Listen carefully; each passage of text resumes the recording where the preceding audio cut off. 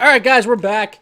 This one's a little different. It's not really a topic. It's just a Twitch Q&A. We'll read the questions out loud so you guys can see it on the video or on SoundCloud, because this will probably be on SoundCloud as well if I remember to do that. But we got WavePunk here once again. He's trying to starve himself for the RLCS, so he's a little hungry. So we're going to try and get through this pretty quick. And then he can go eat his California hipster food. That's right. Like they're all doing now. Like the vegan Doritos. Exactly. I've got right here, clearly. Yeah. So let's go through some questions here. We actually have a lot coming in pretty quick. Let's start back at the start. So Wave, like if you see anything, just get one ready for right after I'm done. Okay. And we'll just go from there. So Wild Skyon asks, do we know what community-run tournament Psyonix is planning on supporting? So we talked about this on the last topic.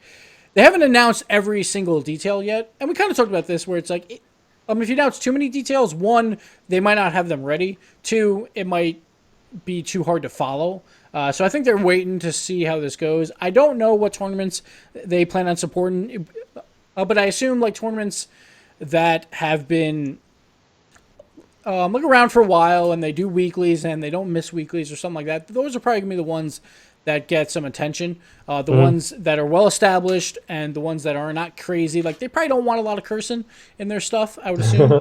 And they probably don't want like, say, Liquor League. I don't think Psyonix would support that because they can't. Because their game's E for everyone. It's like they just can't. So I assume if you're a well-established org and you've been providing some good content, they'll probably be contacting you at some point, or maybe contact them. Just throw it over to Dirk because, he's got nothing better to do. Yeah, that's true. that's what he's got. All right. Fluffball asks, do you think we'll ever see a league? And I assume what Fluffball means is like something along the lines of LCS where like the teams are established, we don't have a qualifier, and we have like just the same teams over and over again. I think that would be a fantastic thing. I feel like what I would love to see is an established pro scene of like a top 8 teams, the bottom 2 teams every season who don't qualify for the bottom 2 teams by the seasonal play have to go into relegation against a challenger league, or like maybe even a collegiate league. I don't know. Like again, I'm always about the college sports, so I would love to see that sort of thing happen. But I don't know when it'll happen though, timeline wise. Like it definitely, the scene has to keep growing. We have to continue to grow in esports. It has to get from the point, like right now I feel like we're still kind of in investment stage where we're pouring money into Rocket League esports. It's not necessarily making a profit yet. It has to be making a profit before something like that, where we could ever have something along the lines of LCS. But I think that is the end goal though. So I would hope so. Yeah, that'd be fun because like they are investing $2.5 million. That could be like an amateur scene. Maybe not in 2017. Maybe that's a 2018 thing, but where they have some prize pools for that and they get a more well-established scene, and then more orgs come in because of that as well, because they know the path to RLCS compared to right now where it's just like, if your team doesn't play well on the qualifier, you're just done for 3 months, like Selfless kind of. It's like that had to hurt for the Selfless org. So it is a little volatile right now, but at the same time, it's a brand new genre of a game where it kind of has to be, because so many players are going to change their skill over time. So it's hard to tell what teams should be in there year in and year out until we've had a more well-established scene. So I got a question here from Mirox. 5 candidates for RLCS MVP. So I'm going to do something a little different. I'm going to say like 5 players that are more of like a surprise coming in to RLCS that have a chance at an MVP, but that people might not know that well. So I'm going to start. We got Fairy Peak from the new Market Squad. Watch out for him. Plus K-Dop as well. Like I'll add K-Dop even though he was in league play last time. Those 2 players were just destroying every 2's tournament that they joined throughout December and January, and they've been playing together a ton. And they've been beating good teams like Flipside in Gfinities as well. So look out for those 2. They have a good chance at maybe a surprising MVP. Then on the other side, you got Team Iris, Squishy Muffins. We didn't see him at all. He is a phenomenal player. He's very like Lachinio, where their mechanics, like they know how to control the ball in basically any way. Like we saw Squishy one time do like a turtle dribble to like waste time in a 1v1. Him and Latch, I think, kept the ball up for like 20 minutes. in a 1v1 at 0 seconds just because they can. And they have a ton of control. And we'll see if Team Iris, like we talked about, they can be a number one team. We'll just see on that given day. So I could see Squishy Muffins coming in there. J-Naps as well. Like we haven't seen him in league play. He could easily carry G2. Like we all know Crow and Rizzo, but J-Naps is also like a phenomenal player as well. I'm trying to think of a fifth. Do you have anyone like off the top of your head that's kind of a player that people might not think in? Depending on who ends up with take 3, I feel like Zane was amazing. Yeah. And if he builds a team around himself, he could easily carry a team. And J-Naps was kind of the one I was thinking of too that you wouldn't necessarily point out because it is still so many things up in the air. But if G2 does well, any one of those players could be easily the best player in North America just with the way that they're able to play. Yeah. Purdue RLC, Rocket League Central, asked what are the thoughts on upcoming leagues or the upcoming collegiate league? How do you think they will design it? And if collegiate esports of the past and of other games are anything to judge by, it's probably not going to be what we hope it is. If you've been watching ULOL recently, right now the Big Ten Network is running like its own thing. Just the BTN has its own version of ULOL where it's just the teams in the Big Ten from like college football from NCAA, and it's really cool. It's exactly what I want college esports to be because it's like, all right, this week we've got Michigan State Spartans going up against Maryland or whatever, and it's like, and it's the team's branding all over it, and the whole set is everything is like designed after like kind of almost as like half college football, half League of Legends set. I love that. That's what I want college esports to be. I think it's going to take a long time to get there though, mainly because these established conferences totally understand how important their branding is, and they're not just going to just give it out to any sort of like little esports thing, you know? So it'll probably be like if TCU has a team, they're not going to be called the Horned Frogs. You know, they're not going to have any branding. You could probably say they're from Texas Christian University, but you're not going to be able to when you watch the match, it's not going to be like, oh, this is obviously TCU versus Texas A&M or something like that. It's we're starting to get closer to that. Colleges are starting to more realize that. If you've watched anything from TESPA, their Overwatch tournament has been like Texas versus Texas A&M, and this is like just straight up Longhorns versus Aggies, and it's really, really cool stuff. But if previous esports are anything to say it by, it'll probably be more of just you have a college, you have a team, great. If you just have 3 people from a college, you'll make up a little name or something like that, kind of, and we'll know that team is representing that university, but we're not going to respect conference boundaries or anything like that because we can't do that until we have like a team from every college, you know. See, like I think they might name them like TCU or something like that, but yeah, there won't be conference boundaries because one, there won't be a lot of schools that probably do it at first, so they're just gonna have to be like either one giant league or maybe an East and West. But I think that's very important to have like a college name in front of it because that just brings in a fan base right there. Like you will automatically want to root for that team. That's why like we see Overwatch trying to get into like that local-ish thing where it's like the New York whatever, and then I'm from New York, and if I see Overwatch on, although I don't watch it at all, like I will root for that New York team because I'm from that area. So that just brings in more fans and brings in more passion. So I hope we get some of that coming in. Yeah, just like when I was watching the TESPA stuff, I like tuned in, and it was Iowa State versus Cincinnati or whatever, and I'm like, Iowa State, Big 12, boom, I know exactly who I'm rooting for in this matchup. Like you instantly tap into a huge lore of fandom, you know, and like you just put a team logo on there, and it doesn't matter what the game is, fans are going to show up in the school. Yeah, these teams have history. Yeah, not necessarily in the sport, but no, but in just that the doesn't schools, matter. Yeah, you know? so that works. Yeah.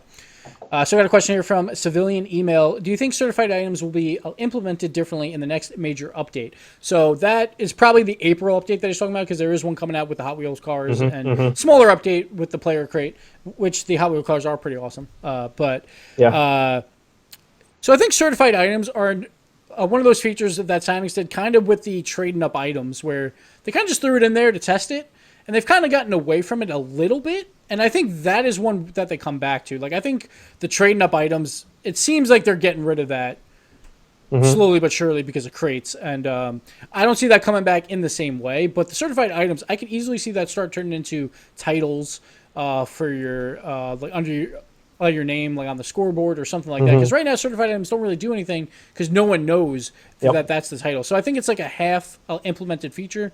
And I think that will evolve at some point. It just hasn't yet. So We'll see. Yeah, I think having it be a visual thing, I'd love it if it was like, the hat became silver and then gold and then diamond or something, like Yeah. that would be really cool because right now it's like who cares? Yeah, I don't even care about Yeah, that. I yeah. turn They're them on because they're worried, more though. valuable, but that's it. Yeah, they're worried about boosting though. Like once again, like Sure. with those items too. Like if you have turtle goals, then players and ranked are just gonna go for turtle goals, and like I could see that. But I think if you Yeah. do title, it's not as like crazy special. But I don't know. Like at the same time, that's always gonna happen. Like when you add something Yeah. that you need a specific objective, and they don't want that like in their game. But they kind of already added it, so I wonder. Like, I mean, do if you they just didn't leave the want feature that, how it is? Yeah, exactly. if you then didn't don't want add that, it. why did you add that in the first place? Because like I've Yeah. definitely done that. I'm like, oh, I have an item that's a turtle item. Okay, cool. I'm gonna try and go for turtle goals when I can. I'm not gonna sacrifice the game for it, but if I can, I'm definitely gonna go for it. Like that's the whole idea, is to create a secondary objective, right? Yeah. So, Yeah, like I always turn on my turtle goals for just 1v1s only because I'm like, I never go for them in 2s and 3s, Yeah. but in 1v1s, there's tons of breakaways. So then it's like, all right, I'll turn it on there. yeah, Um, that's right. super fun. you got a question lined up? Hey BG asks, do you still believe EU has a deeper talent pool, or has NA caught up substantially? As far as talent pool, as far as players and how good they are, I think both are even. I think that there's not necessarily better players in Europe than there are in North America. Now, as far as structure and as far as how well the teams are kind of, cohesively coming together, I think EU is still a bit ahead. Like we talked about in one of the previous segments, that North America is still kind of just a big, just crapshoot of everybody's trying to get into a big team or getting onto a team with each other. Where EU is more like, let's just switch a few players, and there's like one team that's still looking for a player kind of thing. I think there's a more structure in Europe right now, but as far as raw talent to pull from, I think neither one has a hand up on the other. Oh yeah, one argument I always see with like the Europe versus NA stuff is like people say, oh, I play like ranked in Europe, and it's like they're definitely better. So my Challenger Elite means a lot more than like NA. I'm like, from what I've seen, like I play in both because I'm on East Coast and I don't really care, and like I haven't noticed that at all. Sure, maybe at the top there's probably a little bit better of Europe players, but like I think overall I think they're pretty similar. And right now I think Europe teams just know how to pass more like effectively. Like we see a lot more ground passing from Europe compared to North America, where they're always going up for aerials. And Markey kind of mentions this too, where they don't get down on each other as much, where maybe they should, like when they make a mistake.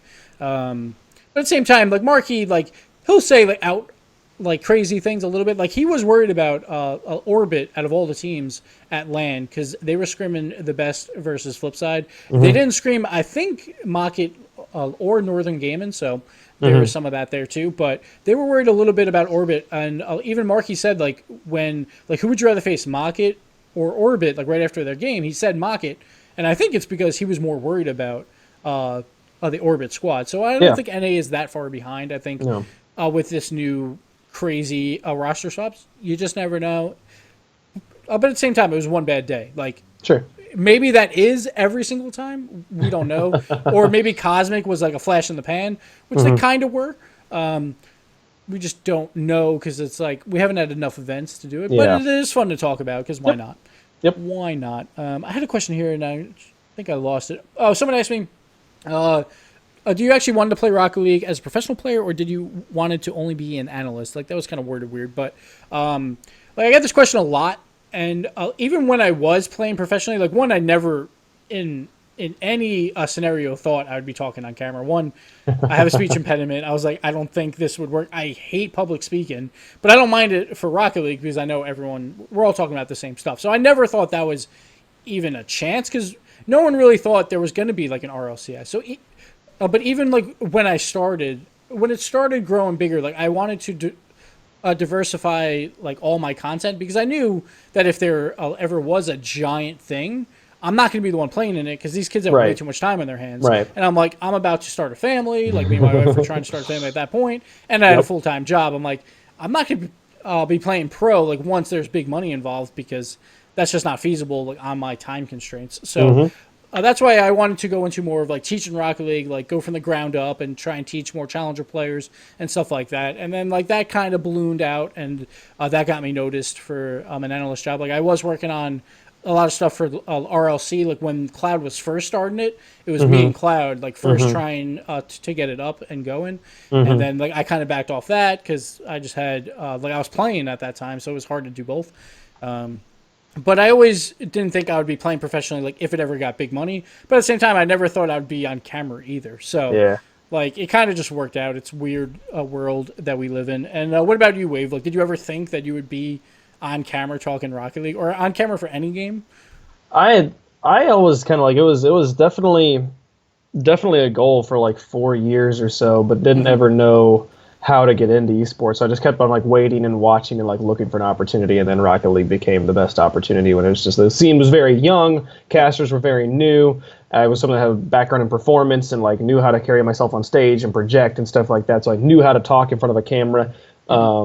And I would watch the casters, and I was like, I'm pretty sure I could do this better than the guys who are doing it right now. And so I started doing it on YouTube and stuff, and then just right place, right time, got called or whatever. As far as I ever think I would go pro, I mean, I'm not good enough to do that, and that wasn't ever my goal, though. I feel like I hear a lot of casters say stuff like, "Oh yeah, I couldn't become a pro, so I went into casting." Like it was like, if you're not good at playing the game, then you should talk about the game. And it's like that's in some way like they're two different skill sets, you know. And like for sure. for me, I wanted to be in esports. I didn't want to be a player per se because I was just very different level of pressure. And I also knew I would never like. It's hard to like as someone who works in esports ever be like, would you like to be a pro? It's like, I mean, I'd like to try at least once. You know, that'd be kind of fun. But like, that wasn't ever my goal. My goal was to be to be a caster, to be in esports on the production end of things. So yeah, it definitely was a goal. I still don't believe that it's actually happening. I still can't believe I actually moved to LA to talk about that. We got flown to Amsterdam to yell about rocket cars. Like that still doesn't sound like a real thing, you know? Like, even when I was playing like shooters back when I was younger and competing in that stuff, like I was never trying to be like, yeah, we're going to compete on MLG Halo, because I'm like, that is way too much time commitment. Like we purposely played in smaller game tournaments so we wouldn't have to put up that time commitment. Plus, I don't think I would be good enough to play in that. So with Rocket League, I got pretty lucky because Crow like approached me with SAD saying, hey, want to team up to play the devs during the alpha? And I was like, I can't lose these two because they're the best two players in the alpha. So I need to try and stay with them to have any success at least. And back then it was $75 weeklies. Right. Like there was not much going on from there. So I just wanted to do it for fun, and then it turned into all this. So it worked out. Yep. My bae Gregan asked, does WavePunk ever mention his bae backstage? And the answer is always. All the time. Like all he wears orange under his suit, and it's really strange. He has this picture that he puts in his pocket, and it's like it's a little creepy. It's amazing. That's why I chose you, Gregan, because it was kind of what's the word? Subliminal messaging from WavePunk. I just hear about Gregan all the time. Gregan doesn't understand. He carries RLCS. Like if he were to go under, then I go under, then everybody goes under, and then the whole show falls apart. So it's all about Gregan, guys. That's the truth. That's why I chose him, because I was just like, Wave talks about him all the time. I gotta get Gregan. It was really because I couldn't find Doomsday. Sorry, Gregan. You were my number 2 choice. You were number 2. Kind of like WavePunk for this video. Solid number 2. Yeah, because I was trying to get Doomsday as well for this, but it was too late for him. I still love you, Wave. I still love you, Gregan. But like, I thought a player would have made more sense. That barely didn't make it, but it always does. That's fine.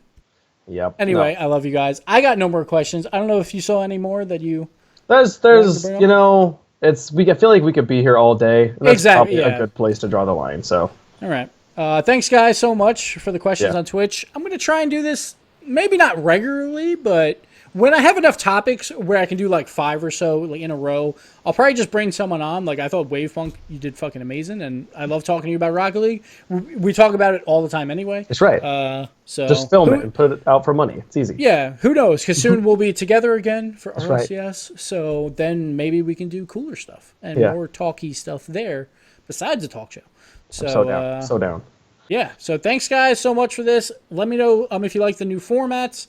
Let me know if you hate Twitch chat, because everyone does. But yeah, thank you so much, Wave. Thank you guys on Twitch, and we'll see you next time. See ya.